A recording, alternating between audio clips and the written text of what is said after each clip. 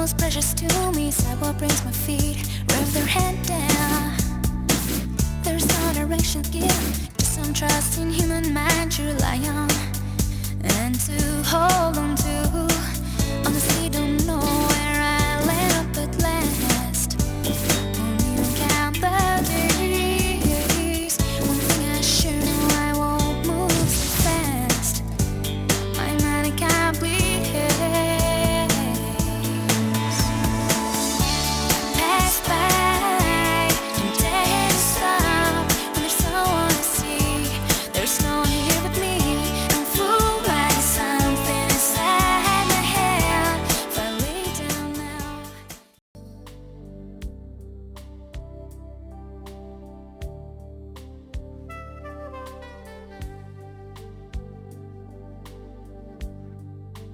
L'évocation de mon nom ne vous met certainement pas l'eau à la bouche.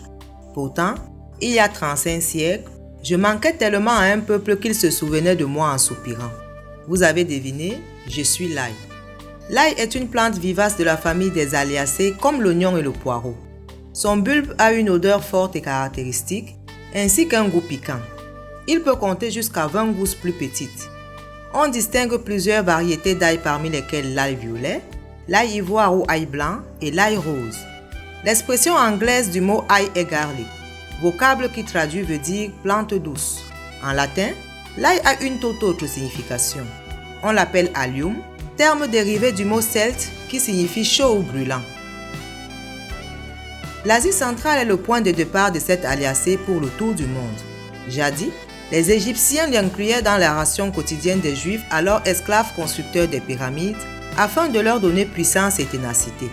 C'est d'ailleurs du peuple juif qu'il est question au début de notre propos. Les Juifs devinrent de si grands amateurs d'ail qu'ils se surnommèrent plus tard mangeurs d'ail. Aujourd'hui, l'ail est consommé par tous les peuples à travers le monde. On estime la consommation nord-américaine d'ail à une valeur de 500 millions de dollars par an et celle des Européens à près de 300 millions de dollars. Mesdames et messieurs, bienvenue au magazine.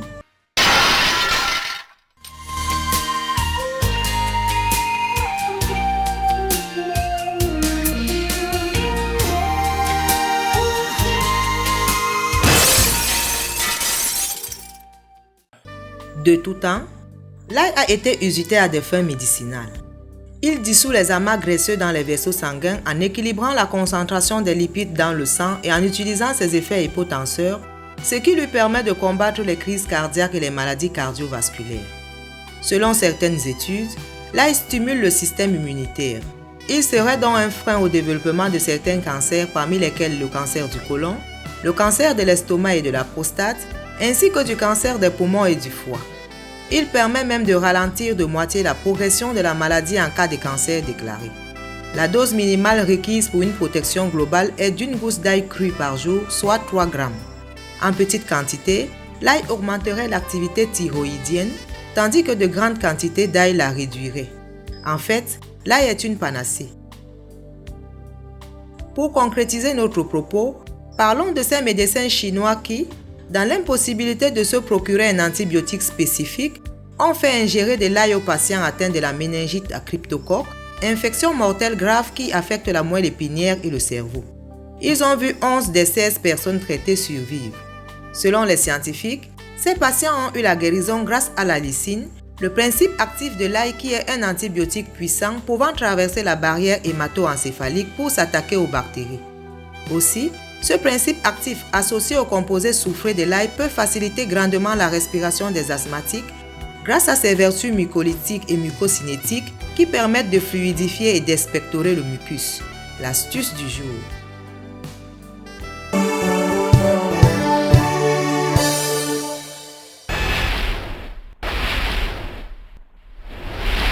Pour bénéficier des vertus de l'ail, il faudra le consommer pour la plupart du temps frais.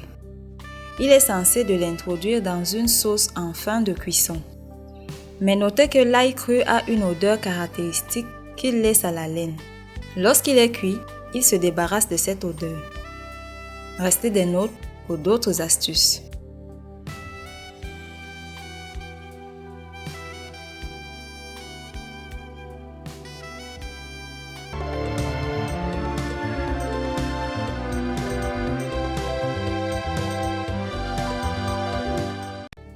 Dans le monde, ce sont les pays méditerranéens qui détiennent la palme d'or de la consommation d'ail. Les Romains, eux, la consomment lors de leur petit déjeuner frotté sur du pain. Quant aux Gaulois, ils en étaient très friands. Henri IV l'appréciait tant qu'il en fit l'un des ingrédients de sa fameuse recette de poule au pot. Depuis, l'ail fait partie intégrante de la gastronomie française. Il intervient en grande quantité dans la préparation du goulash hongrois et du huitlacoche mexicain, une sorte de moisissure comestible et délicieuse. En Afrique, l'ail fait aussi partie des ingrédients favoris. On le retrouve surtout dans les préparations de légumes, de poissons, de viande ou de salade. Aujourd'hui, les effluves au relent d'ail hantent la cuisine de recettes universelles. Voici le hachis de légumes aux crevettes, un plat dont l'onctuosité chargée de saveurs de produits de mer ne peut que vous faire fondre. Que dire alors du dessert qui l'accompagne, le poisson surprise, noble pâtisserie qui rallie toujours les suffrages des gourmands. Regarde.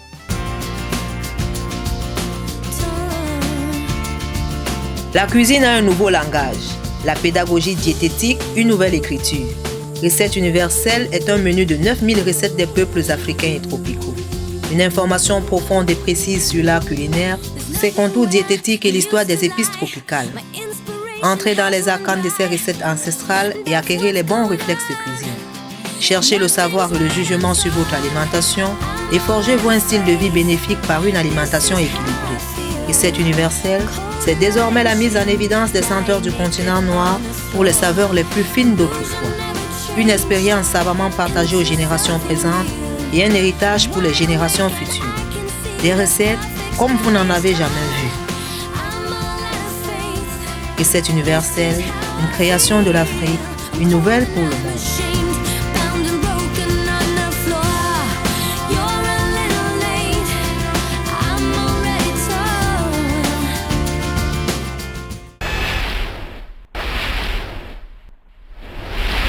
Pour la préparation, voici les ingrédients qu'il vous faut avoir sous la main pour 4 personnes et pour 2 repas par jour. Des crevettes, de l'ail, du poireau, du chou, des haricots verts, du céleri, des échalotes, des carottes, des cives ou oignons verts, du citron, du poivre blanc, de l'huile raffinée, du sel, de la sauce soja salée, du piment, du fumet à base de volaille et des nouilles. Notez que tous les ingrédients que nous citons dans le cadre de cette émission sont présents dans nos marchés et supermarchés.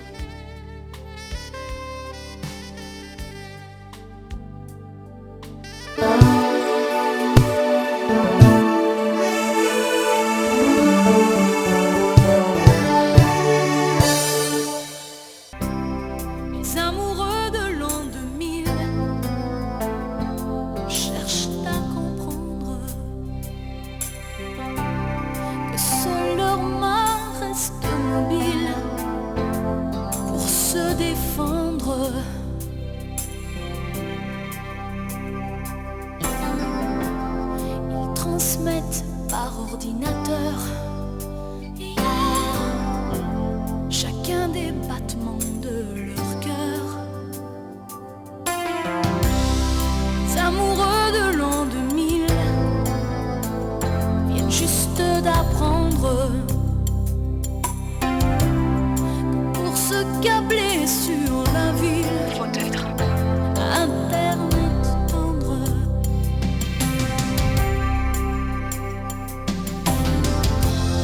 Pour garder l'envie d'exister, presser sur start et démarrer. Et branchez-moi. Recette universelle intègre dans sa cooklist la cuisine de 3 volatiles à travers saveurs africaines à la dinde, au poulet et au canard. Un livre qui se démarque des grands classiques africains de par l'innovation caractéristique qu'il s'approprie. Trouvez-y les principes et les codes de dépeçage d'une volaille en Afrique et le pacte qui régit le partage de ces morceaux en famille. Des informations pour réussir sa cuisine africaine de volatiles, les ingrédients et épices à utiliser, Les astuces et modes de cuisson pour une volaille moelleuse et fondante. Un bel ouvrage de cuisine, de gastronomie et de nutrition qui permet de mettre en valeur la finesse des plats d'une grande subtilité et la texture de la dinde, du poulet et du canard. Des plats qui surprennent par leur qualité gustative aussi bien que par leurs propriétés nutritionnelles. Subtilement parfumés, les plats du livre rose aux 3 volatiles arborent une vraie farandole de couleurs, d'arômes et de saveurs qui séduisent les palais les plus exigeants, quels que soient les lieux et les climats. Une cuisine d'apparence libre et épanouie, mais qui puise au travers des goûts d'autrefois, l'identité culinaire de cette Afrique cœur des tropiques. L'ouvrage vous offre une parfaite illustration de notre savoir-faire unique, savoir-faire auréolé par ses valeurs professionnelles que défendent les membres de l'équipe de recettes universelles. Toute la cuisine en images et au moindre détail, comme à la télé. Déjà disponible dans les librairies et chez votre marchand habituel.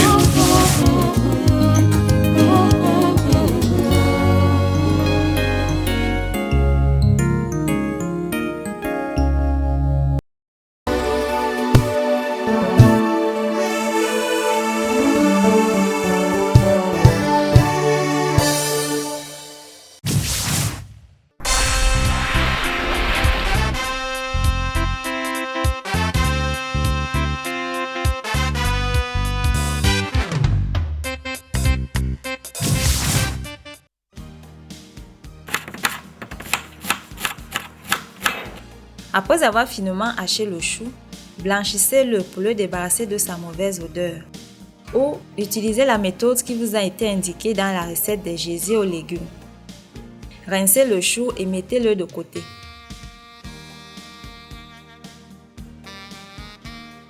Décortiquez les crevettes et faites-les mariner pendant 2 minutes dans le jus d'un demi-citron et du sel.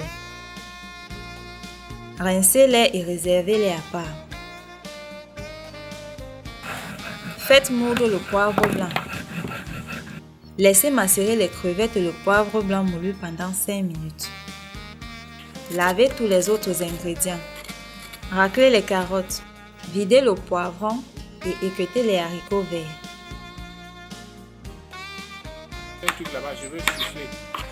Émincez séparément les carottes, les haricots verts, les échalotes,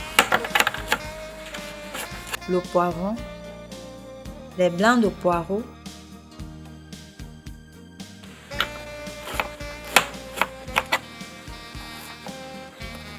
le céleri, les cives et l'ail.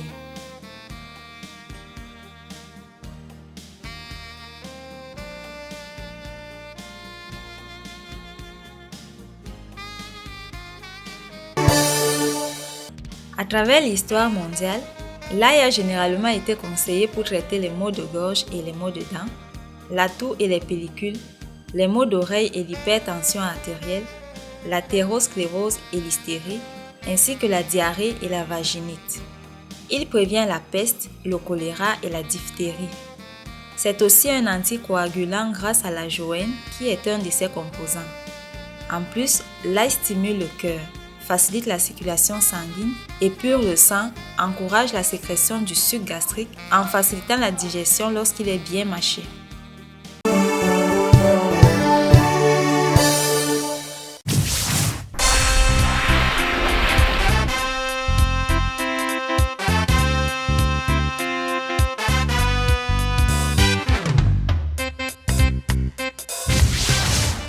Pour la cuisson, dans de l'huile chaude, faites rissoler les échalotes et les crevettes pendant 2 minutes.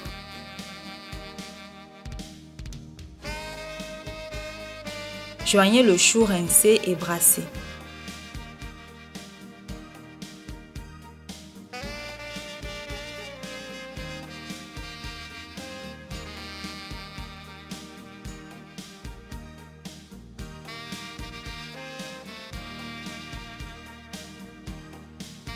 Ajoutez les carottes et brassez encore.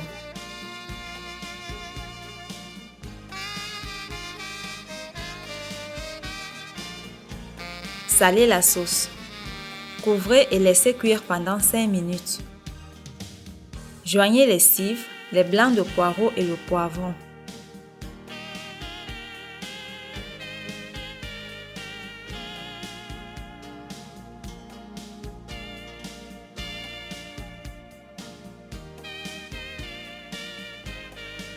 Ajoutez les haricots verts et le céleri.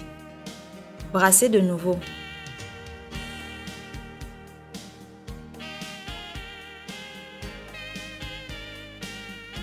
Ajoutez les cuillères de sauce soja. Joignez aussi le fumet de volaille, brassez et goûtez.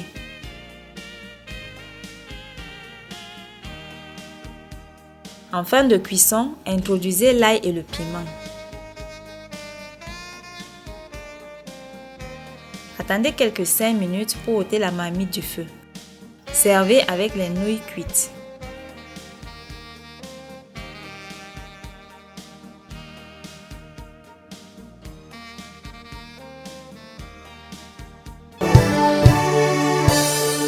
L'ail est une plante riche. Elle contient 33 composés sulfureux, 17 acides aminés, du germanium, du calcium, du cuivre, du fer, du potassium, du magnésium, du sélénium, du zinc, des oligo-éléments ainsi que des vitamines A, B et C. Sa teneur en protéines avoisine les 7% et sa teneur en glucides les 28%. Elle contient également 135 calories au 100 g.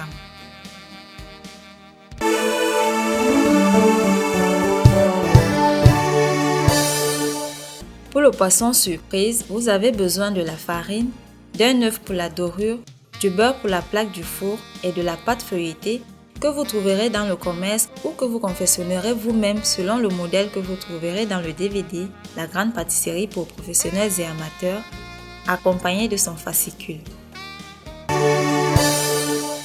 Pour la farce du poisson, vous avez besoin du sel, d'une gousse d'ail, d'un gros oignon, d'une branche de persil, de 2 carottes, d'une poignée de haricots verts, de 2 tomates, de 2 bars moyens, de 5 cl d'huile raffinée, d'un œuf, d'un piment jaune, d'un bourgeon de basilic à petites feuilles et d'un fumet de produits de mer. Après avoir équeuté et effilé les haricots verts, hachez-les.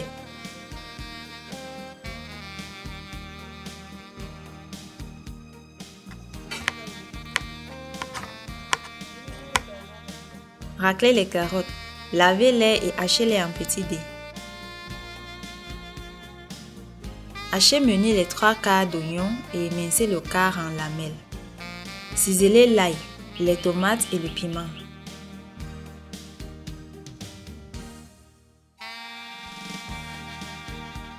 Nettoyez le poisson, salez-le et gardez-le à part quelques 2 minutes. Lavez-le et levez-en les filets.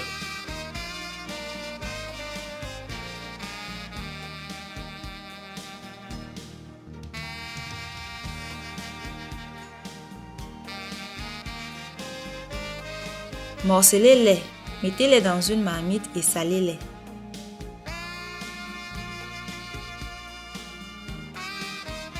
Joignez-y un quart d'oignon coupé en lamelles. Pochez le poisson pendant une dizaine de minutes. Remuez la marmite au moins une fois au cours du pochage.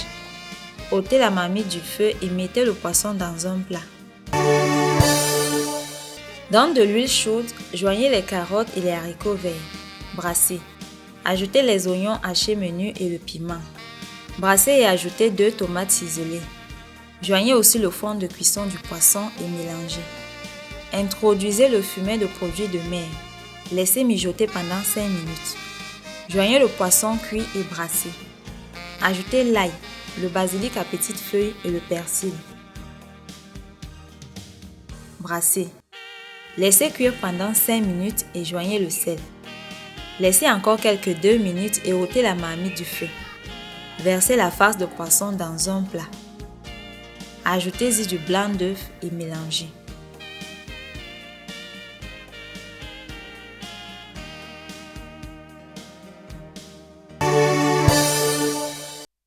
Faites un travail préparatoire en prenant la quantité de pâte feuilletée à utiliser selon l'espace du plan de travail et la grosseur de votre poisson. Coupez-la en carrés. Saupoudrez cette pâte de farine et abaissez-la. Dorez les bords de la pâte abaissée avec le jaune d'œuf. Déposez la farce au beau milieu de la baisse et rabattez les bords de la pâte comme vous le voyez à l'image. faites-le de manière à former la tête du poisson. Ajustez la pâte en suivant la démonstration à l'image.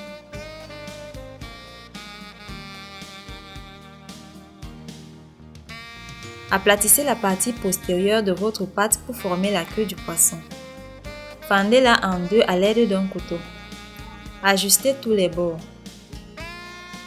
Dorez le poisson. Utilisez votre talent d'artiste pour circonscrire la tête du poisson.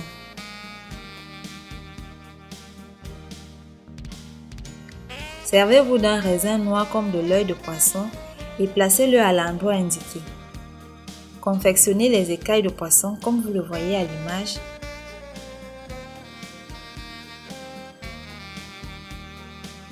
Ou bien faites comme si vous coupez le fil des terminaisons d'un habit à l'aide des ciseaux.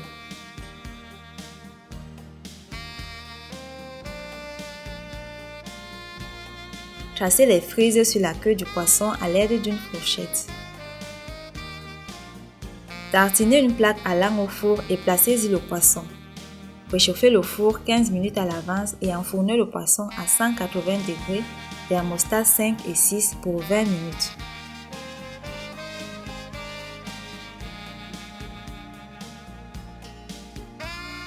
Ôtez le poisson du four lorsqu'il est doré et servez sur un plat nappé de papier dentelé.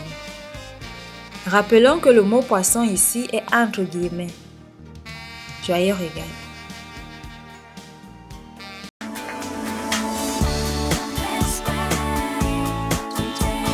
Un livre de cuisine au titre fort révélateur. Au rendez-vous des fêtes africaines, recettes festives de cuisine. Un beau et bon classique qui se veut une superbe référence pour les recettes festives rigoureusement sélectionnées, des modèles de menus de fêtes et cérémonies VIP, ainsi que des points essentiels qui vous permettront d'élaborer vos propres menus. Au rendez-vous des fêtes africaines est un livre unique qui offre au grand public la vision la plus complète de l'univers de la haute cuisine africaine. Un impact visuel très fort avec près de 100 illustrations en couleur qui vous forceront à la halte gustative et vous donneront l'occasion d'être invité à cette tables africaine et tropicale aux goûts et aux teneurs alimentaires si relevés. Et n'oubliez pas la grande pâtisserie dont l'offre constituée d'un bouquin et de son DVD vous permettra de présenter à vos invités des pâtisseries succulentes, sucrées et du plus bel effet esthétique. La grande pâtisserie est une synthèse de systèmes français et anglo-saxons qui vous offre toutes les techniques pour réussir vos pâtisseries en milieu tropical. Toute la cuisine et toute la pâtisserie en images et au moindre détail, comme à la télé. Désormais disponible le livre de cuisine, le bouquin de pâtisserie et son DVD dans les librairies et chez votre marchand habituel.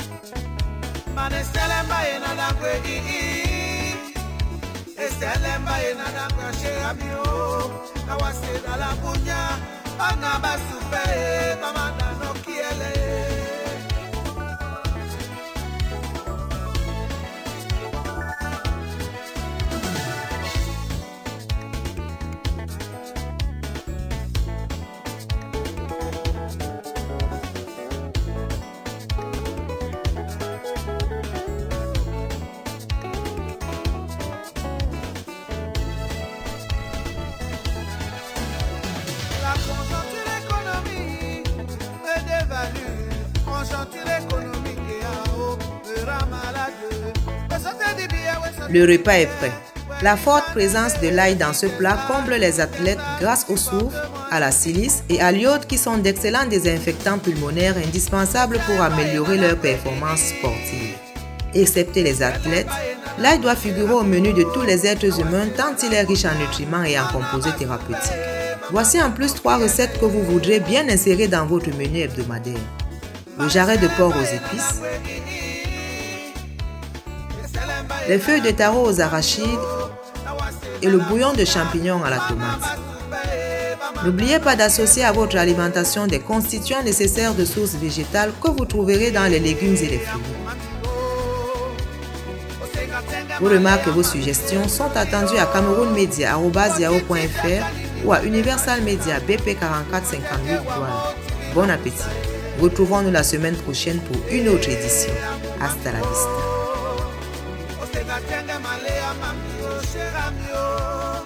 Kotiti takanini wenge ashiramyo, uwatenje wa moti bino kuta.